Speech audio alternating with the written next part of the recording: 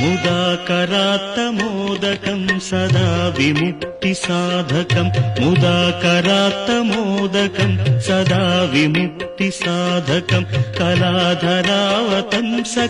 विलासिलोकरक्षकं कलाधरावतंसकं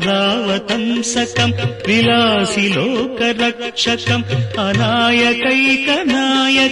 विनाशिते भदैत्यकम् अनायकैकनायकं विनाशिते भदैत्यकं नताशुभाशुनाशकं